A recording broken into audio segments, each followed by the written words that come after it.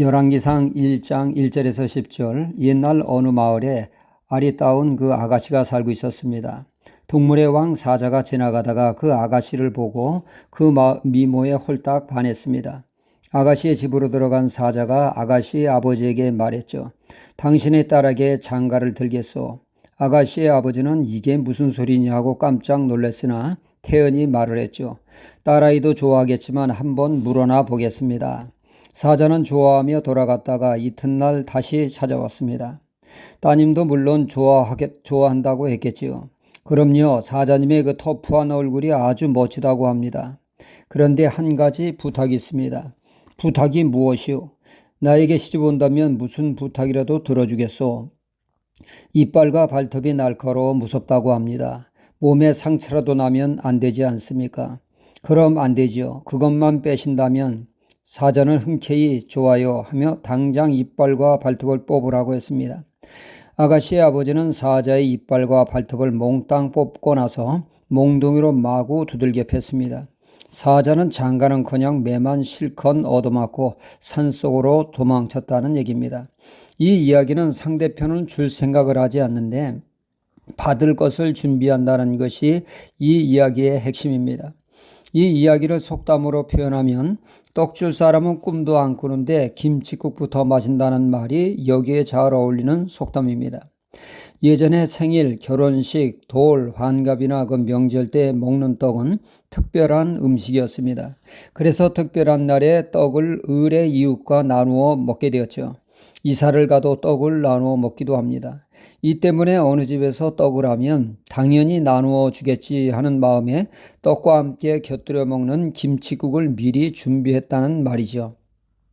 이는 상대방이 생각지도 않는데 미리부터 다 된 일로 생각하고 행동하는 것을 뜻합니다. 이로 인해 황당한 일이 벌어지기도 하죠. 오늘 말씀에 등장하는 아도니아가 그런 사람이라 할 수가 있습니다. 떡줄 사람은 생각지도 않는데 김칫국부터 벌컥벌컥 마시는 일을 그가 했습니다. 아버지 다윗 왕은 아도니아 왕자를 왕으로 세우는 것은 꿈도 꾸지 않았는데 아도니아 왕자는 마치 자기가 왕이 된 것처럼 행세함으로 문제를 일으켰다는 내용입니다. 좀 더 자세히 살펴보면 다윗 왕에게는 대략 11명의 왕자를 두었습니다. 첫째 왕자 암논은 이복 여동생 다말을 성폭행하는 큰 범죄를 짓게 됩니다. 이 일로 아버지 다윗도 크게 분개했지만 더더욱 분개한 사람은 다말의 친오빠 압살롬이었습니다. 자신의 여동생의 아픔을 자신이 나서서 해결하겠다고 그는 칼을 갈게 됩니다. 이 충격적인 사건이 세월이 흘러 사람들의 뇌리에서 잊혀질 즈음 암논이 경계를 풀 무렵 그는 왕자들을 초청하여 축제의 한판을 벌입니다. 왕자들과 함께 아무 생각 없이 축제에 참여한 무방비 상태의 형 암논을 압살롬은 부활을 시켜 그를 죽였습니다. 그리하여 첫째 왕자가 죽었죠. 둘째 왕자 길르압은 어린 나이에 일찍 죽었고 셋째 왕자가 압살롬입니다. 큰형을 죽인 압살롬은 아버지 다윗 왕의 마음에 대못을 박은 자이죠. 거기다가 쿠데타를 일으켜 아버지 다윗 왕을 죽이고 왕이 되겠다고 하는 페륜화였습니다. 그의 쿠데타는 실패했고 그도 죽게 되었습니다. 이제 네 번째 왕자가 오늘 말씀의 주인공인 아도니아입니다. 이제 그는 연장자로서 왕위가 되는 데 있어서 서열 1위죠. 지금은 때가 아버지 다윗 왕이 노쇠해서 급격히 체온이 떨어져 오늘 내일 합니다.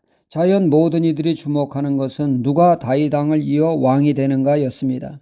이 때를 놓치지 않고 아도니아는 스스로 자신이 왕이라고 왕의 행세를 자처하게 됩니다. 그는 어려서부터 다윗 왕이 오냐오냐 키웠습니다. 오 내 새끼하며 감싸 안았지. 그의 자잘못을 한 번도 매를댄 적이 없습니다. 그저 오냐오냐 키웠습니다.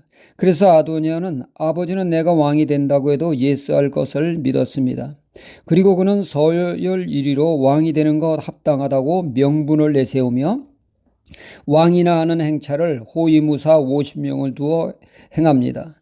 왕의 등극식을 거행하며 공식적으로 왕이 선포하기에 이른 상황입니다. 아버지 다윗 왕은 꿈도 꾸지 않는데 말이죠. 한마디로 오버하는 삶을 삶으로 문제를 일으킨 것입니다.